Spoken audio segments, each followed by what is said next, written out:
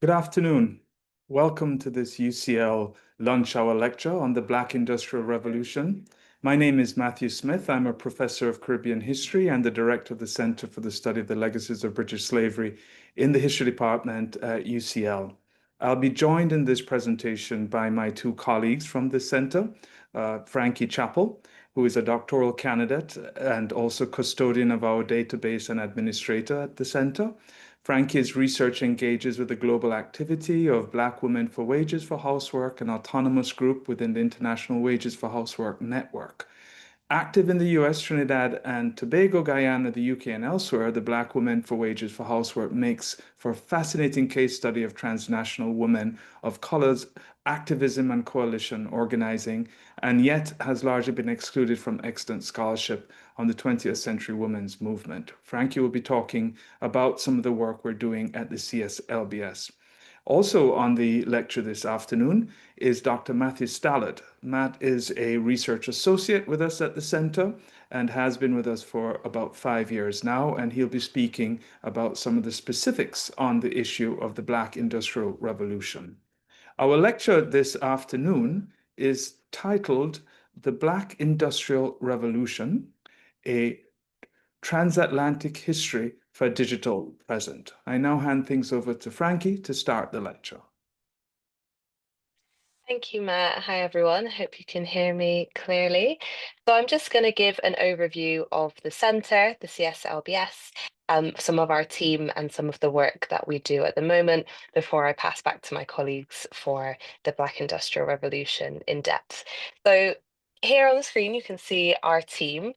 With a lot of the output that we do, we give the impression that we are kind of a big department, but actually we're quite a small core team. So alongside Matt, who's our director, myself as the administrator, and Matt Stallard as our research associate, we're also very grateful and lucky to continue to have Catherine Hall as our chair and Keith McClelland, who's our specialist in digital humanities. From project to project, we have different researchers, volunteers, and team members as well.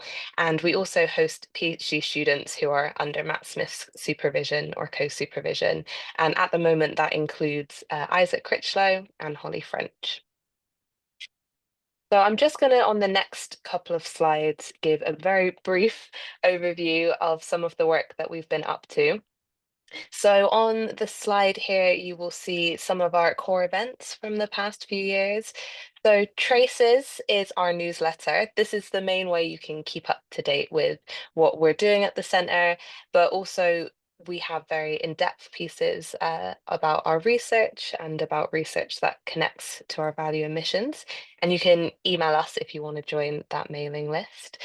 On the top left corner, you can see Matt Smith giving a talk here at UCL, but just in the middle, the small picture, you can also see Matt in Jamaica. So we also have connections in the Caribbean to institutions like the National Museum of Jamaica, but also on a community level doing workshops and events there. Another poster there shows our speaker series, the Elsa Gouveia lecture series. And on this slide, sorry, Matt. Yeah, so you can see our Elsa Gouveia lecture series there, and on this slide, some of our other collaborations. So the top left, you can see one of the globes that was created for the World Reimagined project. Just beneath that is a poster for Global Threads. So this is something that Matt Stallard has been leading on, and it's a project with the Science and Industry Museum in Manchester. So we work with institutions across the UK, and Global Threads looks at the connections between Manchester's cotton industry and the history of transatlantic slavery and colonialism and resistance to those systems as well. So we have a really wide variety of events and projects that we do, small and large scale. And on the next slide, I'll show you our latest launch. So this is New World Royalists. This is our most recently launched digital project, and it is an interactive exploration of the parish of Port Royal in Jamaica in the 19th century. So you can have a Google search for this, it's up now, it's live, and this basically presents 3 stories from fragments of archival material in a creative digital narrative that you can interact with. And It gives a new perspective on past lives during and after British slavery. And it's a snapshot of some of the larger projects we'll be doing going forward, which focus more on the lives of enslaved people, the experiences of enslaved people, and their descendants and communities. And finally, thank you, Matt, we have the Legacies of British Slavery database. So this is pretty much where it all began for the centre. On this database, which you might have come across, you'll find, I think it's about 67,000 odd records and entries. And it is based on the records of claims for compensation made by enslavers at the point of abolition. So the British government compensated enslavers at the abolition of slavery. The records of those claims form the basis of this database and a way for researchers to find individuals connected to British slavery, but also institutions, cultural institutions, financial institutions, and where the money from slavery ended up during the development of modern British society. And so this database is a big part of my role. We get a lot of inquiries from the public. That includes academics, students, but also a wide range of people who are maybe looking at their own family history or just interested in this history in general. But also, we get a lot of contributions, additions, and edits from people as well. So it's become a real crowdsourced project and it continues to develop, yeah, in recent years. So that is a whistle-stop tour of what we do at the centre, and I'll now hand back over to Matt Smith, who will start us off on the Black Industrial Revolution. Thank you, Frankie. And just to quickly add to what Frankie has mentioned, so much of our work, as you'd have figured from the presentation she gave, is very public facing. It's a fundamental part of our mission that the research we do in history at UCL at our center be publicly accessible. All of the material, all of our findings, publications, including the primary work of the database, is all free and accessible online. So we invite those of you who are interested in this work and other projects we're doing to visit the database and also to visit our website. We have a center website which lists all our current and active projects, including some of the past projects that we have worked on. In addition to that, I want to add for all our audience that we will have an opportunity at the end of the lecture to ask questions of us on Slido. So please do look out for that, and we're happy to answer questions specific to the Black Industrial Revolution, but also to the general work of our center. I want to elaborate now on a project that we've been working on for the past 2 years, which we have titled the Black Industrial Revolution. And the motivation for this project is threefold. In the first instance, we were very concerned as historians, researchers, and educators on how we can take some of the newer histories that have been written about enslavement in the Caribbean and the history of British slavery and its long afterlives to a wider public. And it's very important to us that that public is a global public. Our database has had well over 3 million users so far, and a lot of our new projects are all geared towards having a wide global audience. And so we wanted to see how the research we've been doing at the center, but also research that our colleagues, volunteers, and other fellow historians who work in the field of historic enslavement in the Caribbean and parts of the British Empire can take that information, those findings, and present them in another way. That's quite accessible. Our second principal motivation for this project was around the question of the low enrollment of Black students and students who identify as Black in many history programs and also related programs and majors as well. And this is an issue that is not unique, of course, to the UK. It's something that we find increasingly happening globally. And as many of our partners are based in the Caribbean, we're also very concerned with what's happening there. So as educators, we want to see how some of what we're doing at the center at UCL can then be brought into a way of teaching and incorporated into secondary school and tertiary level education, not only on slavery, but also on the history of Britain and the British Empire. And our third issue, motivating factor, has been the way in which the knowledge of these histories that we cover in our research and the memory of these histories differs quite markedly across the Atlantic. There is a memory that we have in Britain around the questions of slavery, enslavement, and enslaved persons, and the transatlantic trade in Africans. And that's quite different in many respects from the way that same history, which is both British and British Caribbean, features in other islands. So we wanted to find a way to bridge that. And that's how we came upon the development of this project, which we call the Black Industrial Revolution. We applied for funding in 2023, and we're very fortunate to have received funding support from the QR Public Policy Fund at UCL, and then some follow-on funding from the Sarah Parker Remond Center, also at UCL, which has enabled us to put together the team that's been working solidly on this project for the past 2 years. It's led by myself and my colleague, Matt Stallard, my other colleague in the history department, Professor Margot Finn, Rohan Shah, a graduate of the history department here at UCL, and himself a secondary school teacher by experience and training here in the UK. Ashley Jones, a researcher in Jamaica. It was very important for us as we put the team together that we had a researcher here in the UK and a researcher in Jamaica. Jess Hanna, who was working with us on this project, Frankie, who you've met, and Zante Johnson-Hilton. I'm going to now expand a little bit on what the purpose of the project is, and from there we will go into a detailed discussion on some of the findings and the way in which we are presenting that project to a wider audience. So what we have on the screen here on the slide is an example of the way in which the Industrial Revolution, the first Industrial Revolution in Britain, roughly from 1750 to 1850, has featured in examination and school curricula in Jamaica and also in Britain. On the left-hand side, we see the unit of the Unit 2 of the Caribbean Examinations Council, which is the council that governs exams at secondary school level, final exams in history, and well, all disciplines, but what you see is the one on history in the English-speaking Caribbean. And you'll notice what's been bold or enlarged rather there under item 1, assess the economic linkages between the Industrial Revolution in England and the Atlantic economy. So it's very clear there that a focus or an expectation in the CXC curricula is that there is this drawn connection between what's happening in the Caribbean or across the Atlantic and what's happening in England. Now let's look at the other one, which is from the national curriculum in England.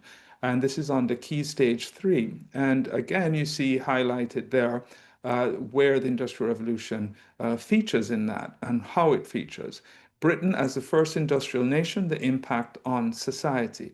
So this is an interesting contrast between the connections between the Industrial Revolution in Britain and the Atlantic economy in the first instance in the Caribbean Examination Council, and the absence, if you will, of the Atlantic as a feature of understanding the British Industrial Revolution. And that's important for us to think through, because as we proceed in the presentation, you'll see how much of how we've designed this project has been essentially to find a way to bridge these two differences, to see, in essence, the Industrial Revolution as, in fact, a story that is an Atlantic story that crosses and spans both parts of the British Empire involved in enslavement.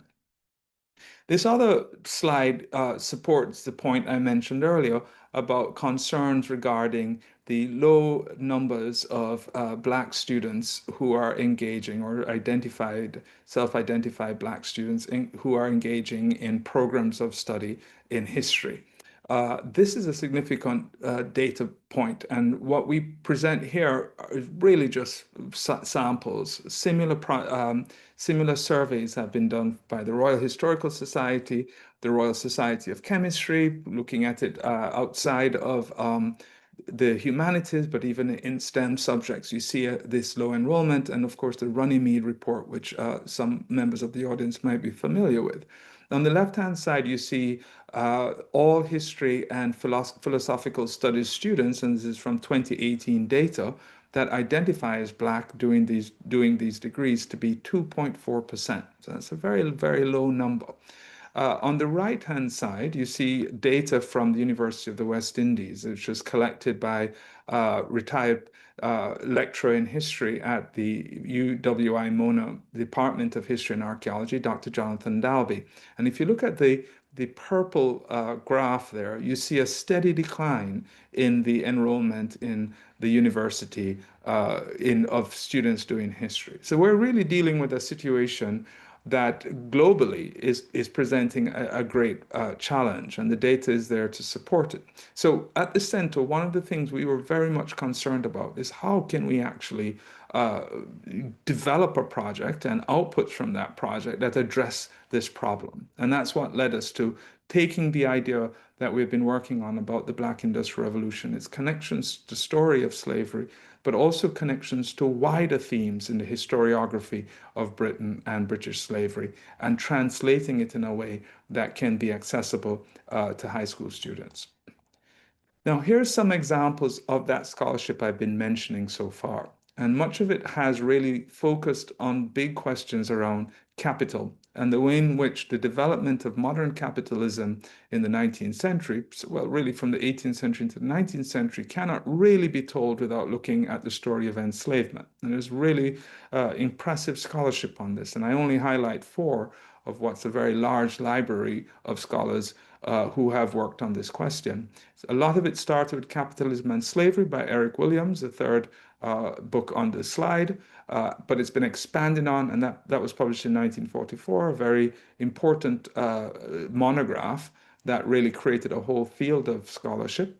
And that's been expanded on in more recent times with the systematic work that has been done at our center by our predecessors, Catherine Hall, Nick Draper, Keith McClellan, Kate Donington, and Rachel Lang on the Legacies of British Slave Ownership project, which looked, as Frankie mentioned, at compensation records. And we've also seen an extension of that work with Catherine Hall's latest publication on Lucky Valley, which looks particularly at the development of racial capitalism in Jamaica and the transposition of those ideas to metropolitan Britain.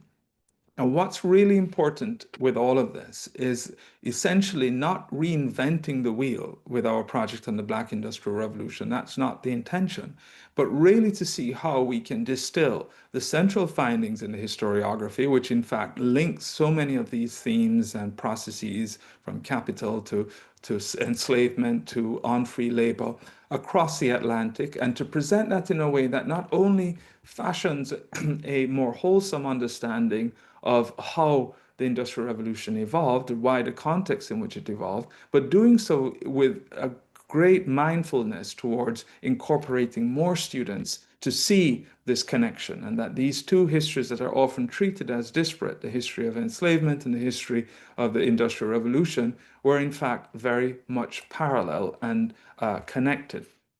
And these images give you a sense of that.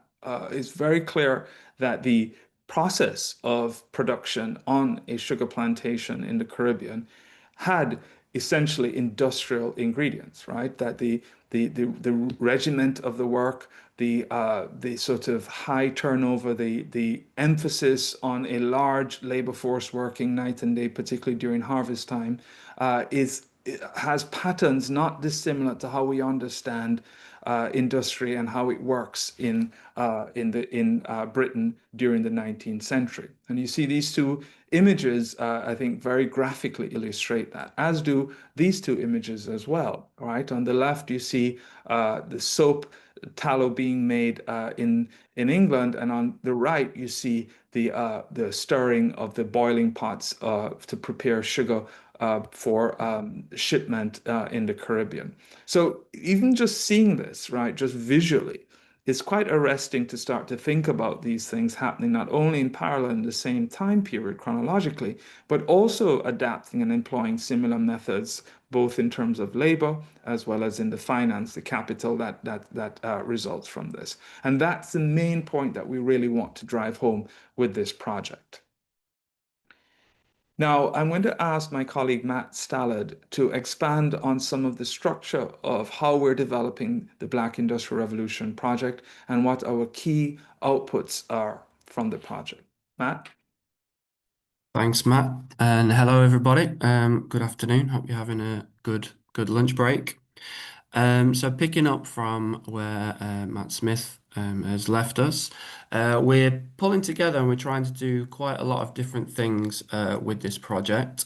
The first thing that we're trying to do, as we've said, is addressing some of the challenges we've seen in pipelining students of Black and Black identifying backgrounds into historical study.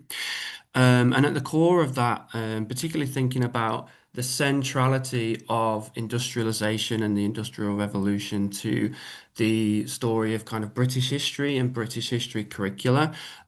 We really wanted to draw upon as many resources as possible and existing histories and objects that are out there that demonstrate how people in Africa or of African origin in the Caribbean were incredibly skilled and innovative scientists, technologists, and laborers in industrial technologies.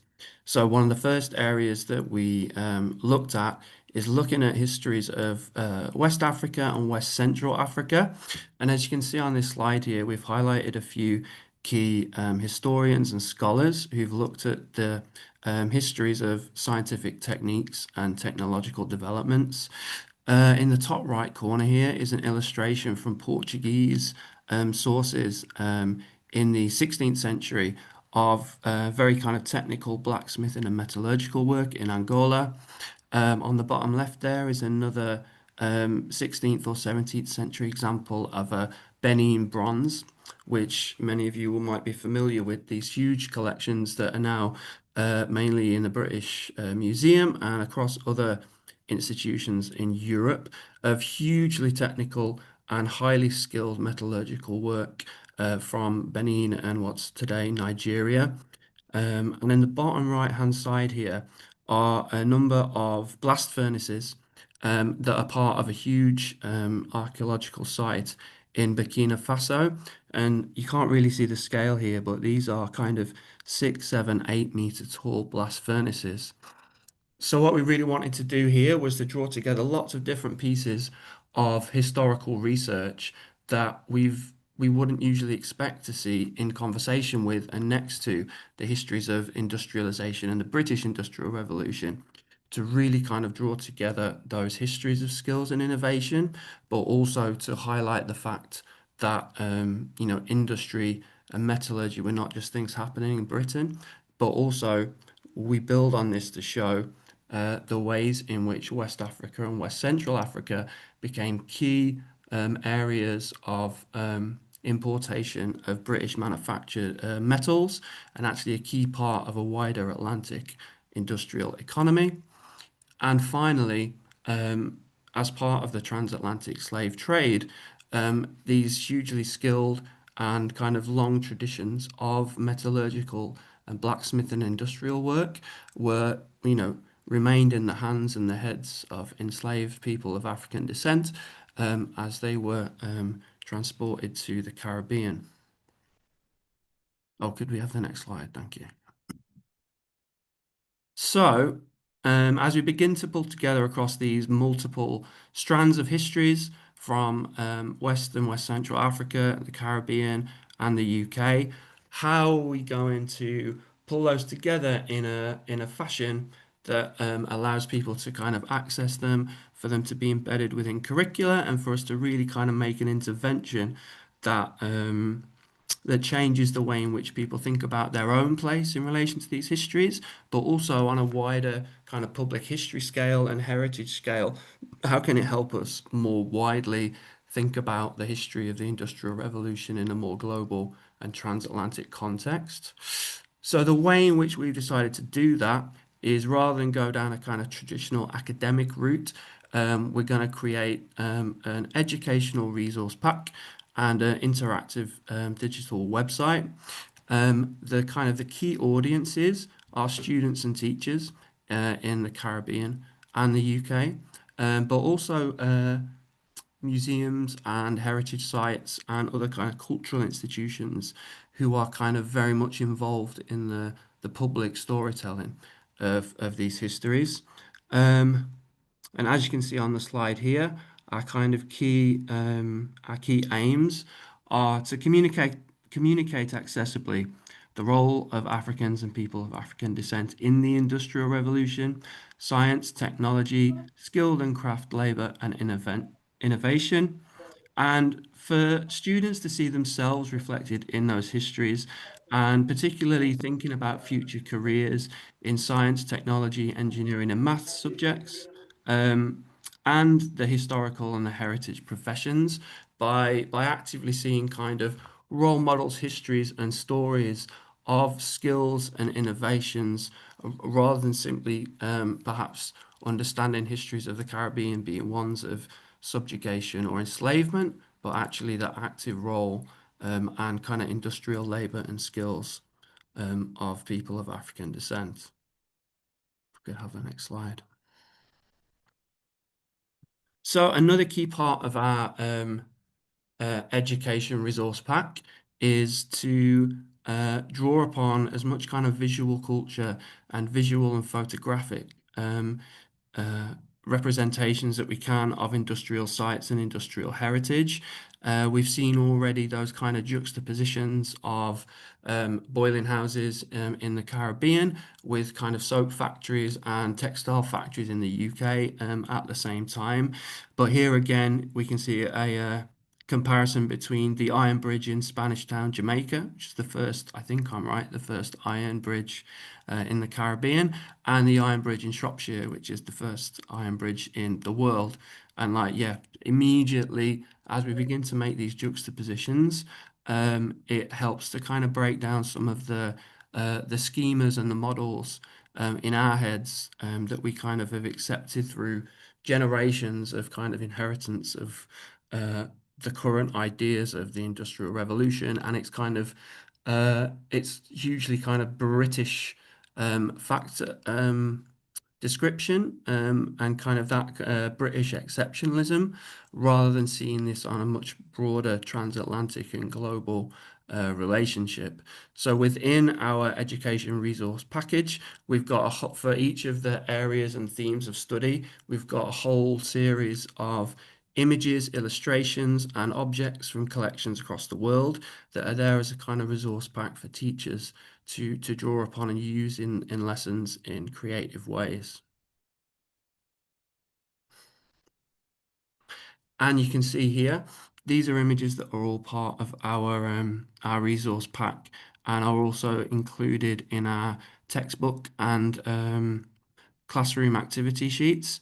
And again, you can see across each of these pictures images that would probably challenge a lot of the received wisdom and thoughts about where the Industrial Revolution took place and whose skills, labour, and knowledge drove industrial development. When you see that all of these depictions are from across the Caribbean of, scenes of, very clearly industrial processes and labour, very complicated milling machinery and processes taking place.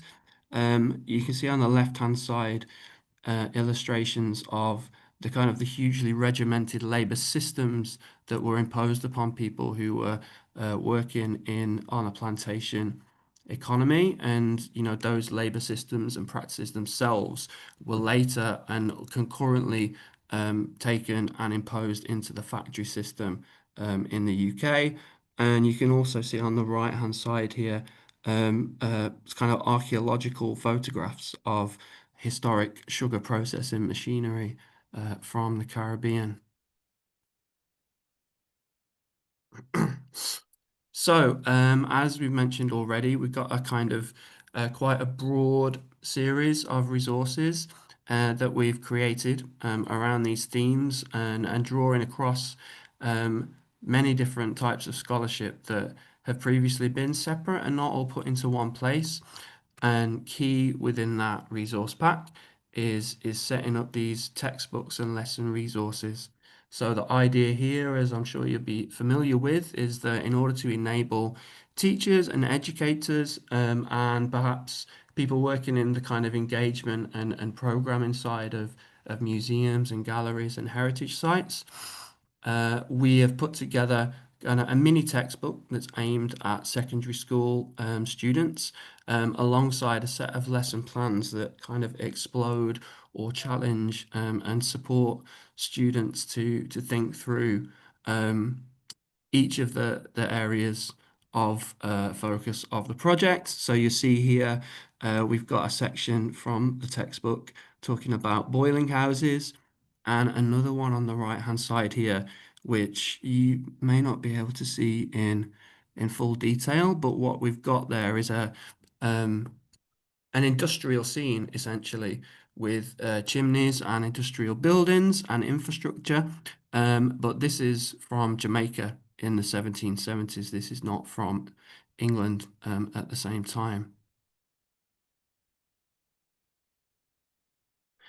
Another example here for you of some of how our lesson plans have been set up.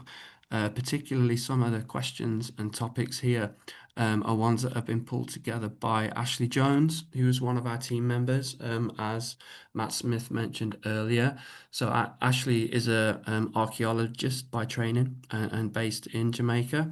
And a lot of the work that she did was surveying kind of photographs and other archaeological kind of archives of objects and examples, so that we could really kind of pull together the kind of real life and surviving visual examples of where these sites were and are today. And particularly thinking about UK students, but also thinking about students who are based in Jamaica and the industrial heritage and sites that are, within striking distance of probably most schools and most courses, and trying to really highlight the fact that these industrial histories and histories of skills, innovation, and labour are potentially actually physically accessible, and where those sites are to be found. So another important part of our project, as we were pulling all of these resources together in different formats, was to actually work with school teachers, mainly those based in London, in a series of workshops to test out our examples of the resources that we already had, to talk through the different themes and our approaches, and to ensure that we were delivering things and articulating things in a way that is going to be relatable, not just to students, but obviously absolutely important that the teachers themselves are able to kind of get to grips with this material, that they've got the grounding and the resources and knowledge to be able to kind of model this and understand this for themselves, before then obviously having the raw materials and kind of teaching classroom teaching resources and textbooks to actually deliver that. So there's a couple of quotes here that actually came from the workshops that we did with teachers. Particularly, I love this one about looking at them together connectively. Boom was literally the way they described it. Another individual loved that concept of the Industrial Revolution from a Black perspective. So yeah, the teachers that we work with are part of the Decolonising Education group, who are affiliated with our sister centre at UCL, the Sarah Parker Remond Centre. So these are kind of the leading, most passionate teacher advocates of decolonial education. So to have their time and input was really, really essential, but also, very encouraging to make us feel like we were on the right lines. We could have the next slide. So also, excuse me. Also within the suite of resources that we're preparing and that will be put at the disposal of teachers, of students, of heritage and public history professionals is an interactive website. So we've got a couple of examples of what you're able to access through there. So on the left-hand side is our kind of main landing page, where you can see the different sections of content and themes.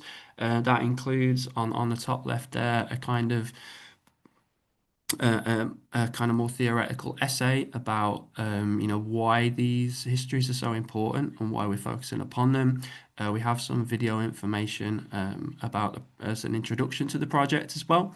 And then you'll see here that kind of four key sections are West African science, technology, and metalworking skills, the industrial plantation, as we've been talking about, these real kind of visual representations that really challenge our pre-existing assumptions, black skills and innovation in the Caribbean, and then finally profits, markets, and the birth of the Industrial Revolution, kind of tying together these disparate histories into a single understandable model. And on the right hand side here is just a couple of examples of our interactive maps, which show all kinds of statistics in kind of engaging ways about the kind of the growth of industry and industrial infrastructure across the Caribbean in the 18th, early 19th centuries.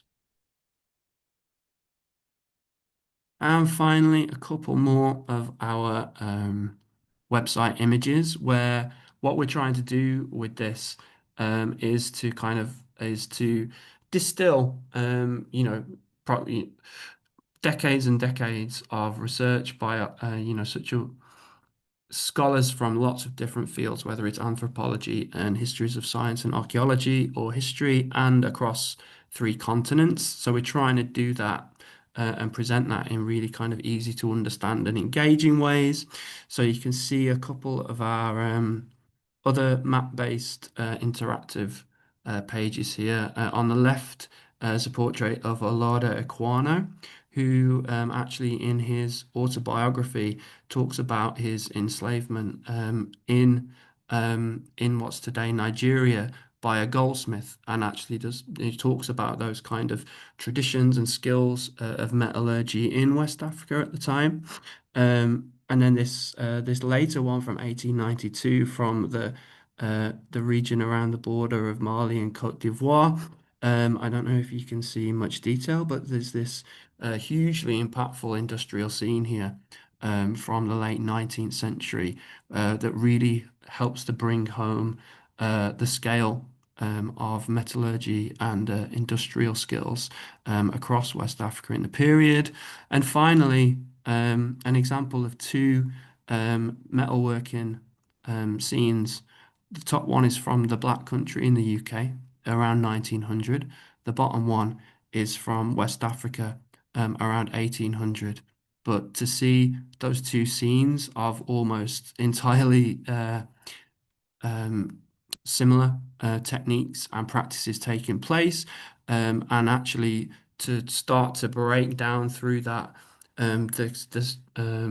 the separation over spaces and time and between countries across thousands of miles, and to see that actually thousands and thousands of people were using the same materials, often the same raw metals that were kind of processed in the UK for very similar component and tool production, but actually the one in the UK is actually much later in time than the one from West Africa. Yeah, we're really hoping that that way of presenting things digitally helps to support our work and for teachers to share with their students as well. And finally, there's a summary of what we've been describing in terms of the actual contents of our resource pack, the introduction and policy guide, a kind of historiography where we boil down for teachers a lot of this kind of work that has never really been presented in the same place before, but in a kind of manageable way, a mini textbook for use in classes, specific case studies and lesson plans, that resource pack that we described, where we bring together lots of those visual images and objects and primary sources, and finally a curriculum guide where we can show both in the Caribbean and the UK contexts, where in those national history curricula these lesson plans and resources can be applied and fit in. Thank you so much for that, Matt. I want to just bring everything to a close now by first of all, not only thanking my colleagues, Frankie and Matt, for the presentation, but the rest of the team that's worked very hard on this project for the past 2 years, specifically, with strong support from Professor Margot Finn, as well as our colleague at UCL, Dr. Jenny Bulstrode, who's been very supportive of this project from the very beginning, and our two research assistants, Ashley Jones and Rohan Shah. One of the things that we have to underscore with this project is the way in which it was developed very, very early on as a project that had a teaching output. Many of our projects have other types of outputs, so digital humanities projects or more involved research projects with very, very large quantitative data. For the Black Industrial Revolution, for the reasons that we've expressed and we hope are clear in this presentation, we felt it really important that we offer something that could be applied and adapted in the classroom. And that was one of the main reasons why we ensured that our two research assistants have some experience in the classroom, which was hugely helpful to us as we developed, the parameters of what we can and cannot do in developing the outputs that Matt described in detail for you. And also we're working with the curricula as produced by the Ministries of Education, both in the UK and in Jamaica. My final point is the main one, I think, which is the idea of the whole project as being a way of bridging seemingly disparate histories together, but showing that they really belong together and should be taught together. And that's one of the innovations that we think can inspire more interest, not only in the discipline of history itself, but also understanding Black history as fundamental to the development of British history and global history. With that, I thank you all for listening and look forward to engaging with you. Thank you both. So it's back to me for the Q&A. We've got lots of great questions. So I'll just remind you all, I think you have the link for Slido, but if you don't, the address is sli.do. And if you put in the code BHM, then you'll be taken to the Q&A. So let me start off with the first question. So, how do you see these resources being used, and what barriers might there be to implementing these new stories into the curricula? I think I'll take that question first. Thanks, Frankie. I think the way in which we would like to see them used is in an adaptive way. We are developing them in the sort of format that we think, again, based on the guidance we have got from our RAs and the wider community that's worked with us on this, that is how it's often presented both in Jamaica and the UK in classrooms. But we're doing so, though, mindful that we are dealing in an age where the curricula is very packed and the space to actually teach very separate histories, even if it's joined up this way, but histories of enslavement and so on can vary quite a lot from school to school, which is why the idea that we've been working with is developing these educational resource packs and making them available online, which can then be adapted, either taken the way we've sort of described them or modified where aspects of them can be taken and incorporated into teaching. And that's not just teaching in history, but I would also say teaching in STEM subjects. I mean, one of the things that I think hopefully was striking from what Matt presented was the way in which these questions about science, innovation, technology are very much part and parcel of how we understand the development of Black intellectual traditions and contributions to global processes of industry and modern technology. So this is also something that we see having tremendous value, both in STEM subjects in the classroom, as well as history subjects and teaching. Great, thank you, Matt. Which is the next most popular question? May I just Yeah, just please. to pick up on there was the other part of the question about the barriers there might be. And I think this is where it was like absolutely essential to work with teachers, like not only have high school history teachers part of our team, but kind of work in collaboration with the Decolonizing Education group. Because they very much spoke about the pressures that are put on teachers in terms of time and in terms of often kind of being expected to deliver a kind of very set and prescriptive set of lessons and curricula, and not having a huge amount of their own time outside the classroom to kind of investigate and plan and come up with their own kind of more original teaching resources. So we did change and tailor the plan that we had from what was initially very kind of tightly, a handful of lesson plans and a textbook, to actually providing all of those like images and core resources that teachers could kind of access the broader material, rather than just be kind of given the lessons and told to get on with it, as well as the kind of the broader kind of positioning and theory behind things. But even so, we've tried to then tailor that to those teachers who want to be able to access the broader package, so the interactive and the images, not just the a kind of the more kind of spoon-fed lesson plans, but then it still requires a lot of additional resource and time for those teachers, and we need to think about, not just for this topic, but a lot of other ones, how we can perhaps help them to build those skills and give them that space. Yeah, great. Thank you, Matt. Okay, I'll move quickly along because we don't have too much time. In what other areas of history teaching and heritage might these types of approaches be applied? It's a good question. I would add to some of what we've already said that the concept of thinking about teaching and how we interact with the difficult history of enslavement in the classroom is to see it as part of a much bigger story, and in many ways determinative of the outcomes in that bigger history. And one area where we do see that occurring very clearly in for us as historians who work very close in this period is in the story of warfare and conflict and resistance. Often, much of those theaters of conflict are separated. We understand, for instance, the mid-18th century Seven Years' War as a story against British colonialism in the United States, or what would become the United States, British North America at the time, or as a story of European warfare on this side of the Atlantic.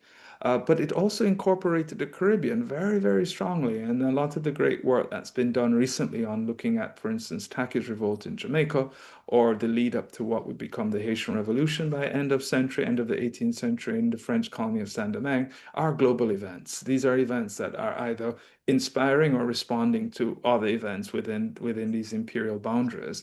And I think that's another way in which we could usefully apply the kinds of methods we've been using with Black Industrial Revolution to incorporate that global perspective that's transatlantic. I would also just add very quickly, Frankie, that I think, too, one of the objectives here is to also not only accomplish the main mission of showing this history in this joined up way, but to get students interested in thinking differently about history and pursuing sources, whether they're the visual sources that Matt's put together in the decks that we just saw, or textual sources, as ways of making history, relevant, make it seem different, and also just find the sort of enjoyment out of historical research. I think doing that early is incredibly important. So history doesn't just seem like facts and figures, dates and names, but it's also something that's very alive and that can, if done in a way that presents it as part of a global experience, can explain ourselves to us as well. Yeah, absolutely. Anything to add, Matt? I think just that I've, as someone who grew up in a kind of industrial, post-industrial region, and who's kind of through education, but just through kind of general society, whose experience of British history and the history of industry in particular was that kind of traditional British exceptionalism, and that it was the innovation and the work and the labor of people here that were responsible for this like huge transformation in world history, and like it almost that the idea that it happened in Britain and then spread everywhere else. So to kind of almost turn the telescope the other way around and realize, no, it was one part of a transatlantic and global system. Um, and also, millions and millions of other people had essential roles in that transformation, I think is a really useful kind of mindset change and change of viewpoint, not just for the history of industry, but much more broadly. Yeah, definitely. Okay, so thank you for a fantastic presentation. How do you see schools becoming aware that these resources are available? Yeah, well, we're right now at the moment finalizing the website, which will host all the materials that Matt mentioned in an interactive way. And so once that's done, we're going to make sure we publicize that quite widely. So we invite, if there are any teachers on the session or anyone interested in this further, to keep up with us. You could send us an email. We're easy to find. We'll put you on our mailing list. And once all the material is ready and accessible, we send that information out to everyone. So that's to come. But our hope is that that should be ready by the end of this calendar year. Matt, anything you want to add on that? Well, it's a very good question in terms of how we're going to disseminate it, and like I think part of it is it's up to us once we've got it out there to keep building those networks and presenting and yeah, getting it in front of as many people as possible. Yeah.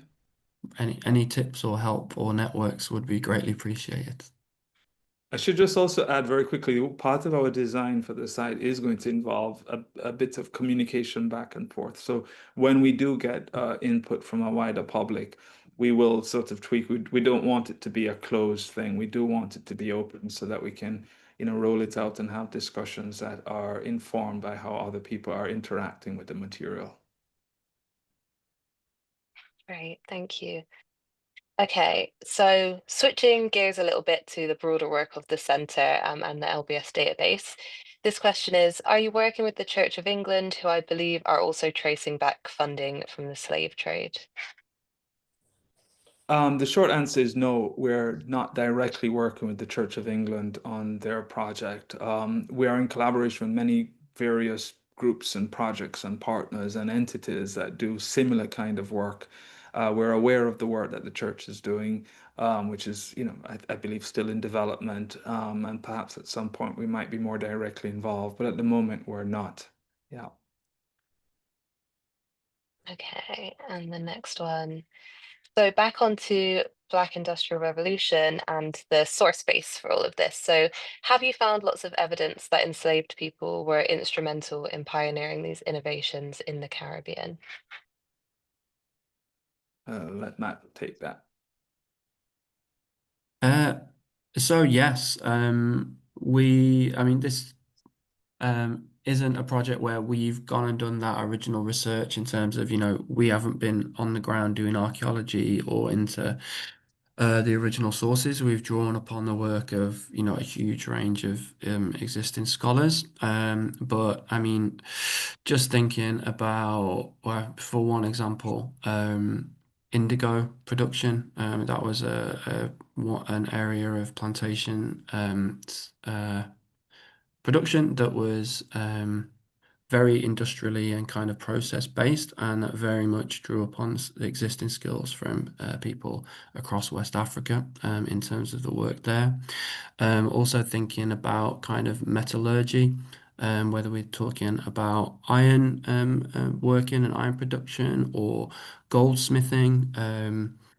I think off the top of my head, I'm right. About 10% of the population across kind of the largest British Caribbean colonies, 10% of the enslaved population worked in some kind of craft or production labor, particularly in kind of port cities and things like blacksmithing, goldsmithing, even like watchmaking.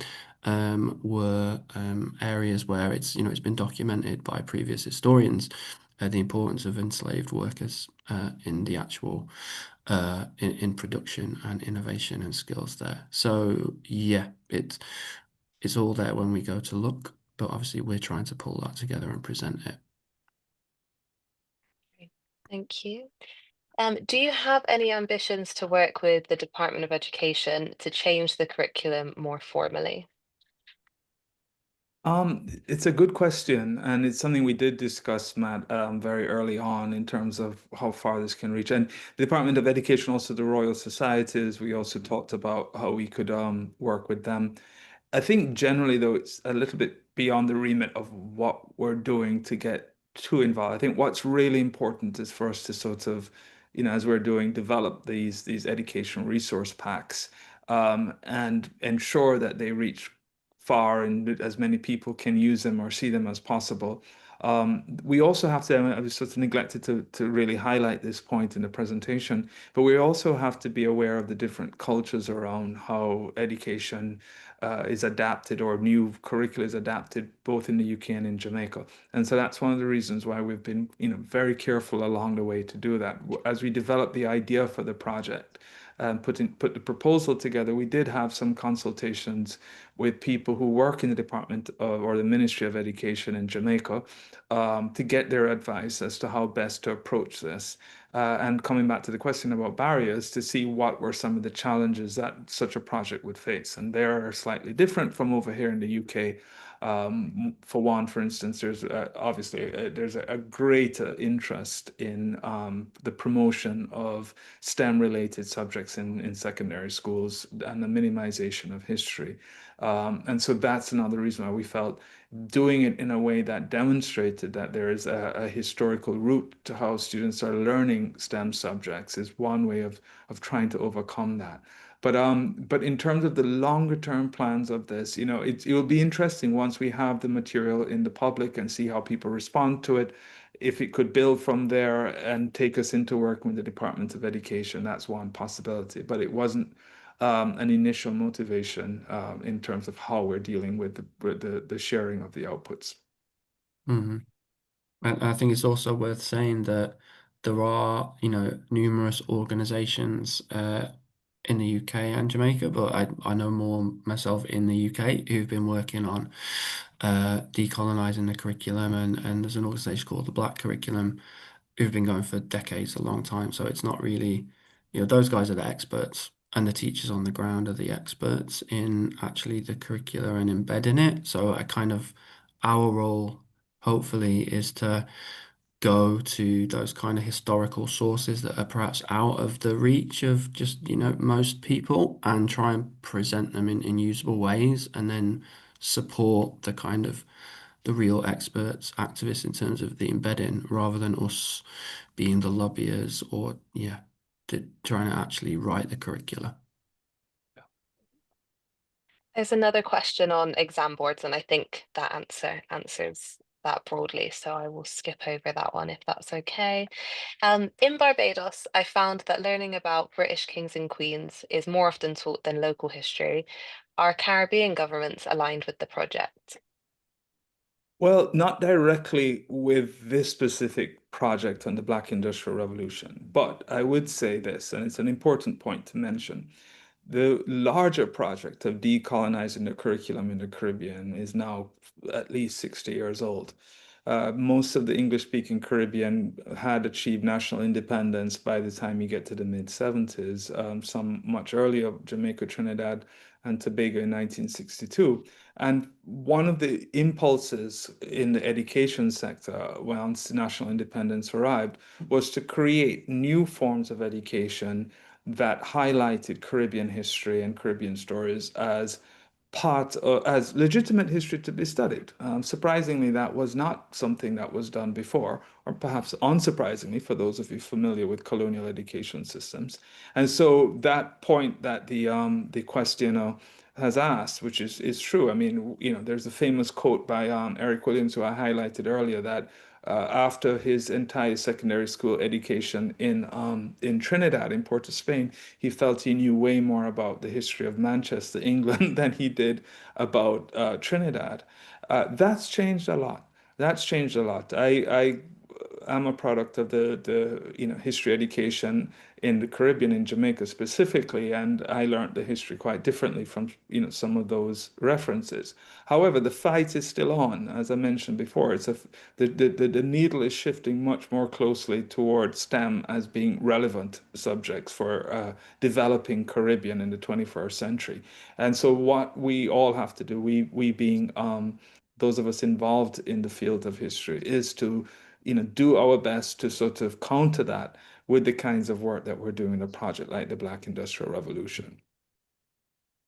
Right, thank you. So we're at time. I'm just going to, there's a few questions that we can't answer, but I will address them in 10 seconds to say, if you have a question about joining the mailing list, if you go to the CSLBS website or search us up on the UCL directory, you can send us an email and I will add you to the mailing list. If you have any questions about the LBS database or the kind of family history resources we mentioned, same thing, send us an email and I can send you any links we have. And I'm sorry if we didn't get around to answering your question, but feel free to email us and we'll do our best. And with that, I will pass back to Matt Smith. Thank you so much, Frankie, and thanks to everyone who tuned in to our lecture this afternoon. We're very, very pleased to have had you here to hear about our project. As you've heard, the project comes from a very deep, passionate place. It fits within all the various kinds of moving parts of the work we do at the center. And it does so in a way that we really hope has the extension of reaching as wide a public as possible. So we thank you for tuning in. We thank our colleagues and the team at UCL for inviting us to present this lecture and for organizing it for us. There's a QR code on the screen. We invite you to use it to give feedback. We take feedback very seriously at the center. It's very helpful to have it. If you could do that for us, we'd very much appreciate it. So thanks again and have a lovely rest of your day.